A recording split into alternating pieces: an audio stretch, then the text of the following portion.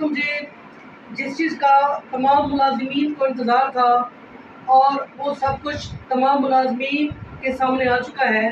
پنجاب کے ملازمین پہلے بھی ان چیزوں کا شکار تھے، آج پھر ان کے ساتھ وہی رویہ اختیار کیا گیا۔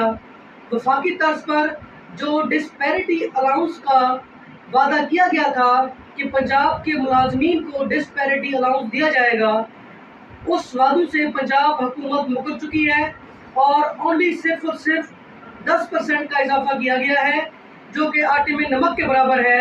پنجاب کے ملازمین پہلے ہی کشمکش میں مبتلا ہیں، پریشانیوں میں مبتلا ہیں، فائنینشلی حالات بہت زیادہ خراب ہو چکے ہیں ایجوکیشن ڈپارٹمنٹ کے۔ ایجوکیشن سے منسلک جو بھی ٹیچرز ہیں، فنکشنل اپنا دوسرا سٹاف ہے، ٹیچر سٹاف ہے، سارے ان چیزوں سے دوچار ہیں۔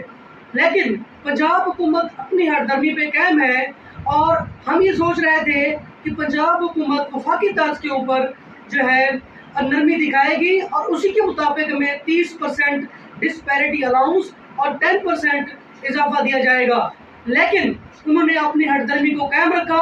ہم اس بجٹ کو جو ہے ختم کرتے ہیں، ہم اس کو مسترد کرتے ہیں، یہ ملازمین کے خلاف ہے اور اساتذہ کی ڈگنیٹی کے خلاف ہے۔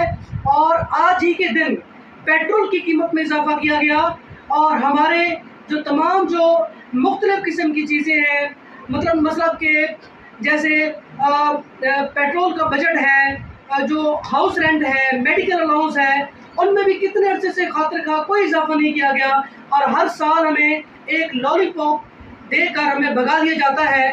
آج بھی ایسا ہی ہوا، وفاق کی طرف پر جو بجٹ ہمیں دیا گیا 30% ڈسپیرٹی الاؤنس وغیرہ وہ ہمیں نہیں دیا گیا اور ہم تمام ملازمین ایز اے یونین لیڈر میں اس کو مسترد کرتا ہوں اور انشاءاللہ مذمت کا اعلان کرتا ہوں۔ انشاءاللہ ہم نیکسٹ لائے عمل کا اعلان کریں گے۔ السلام شہباز علی۔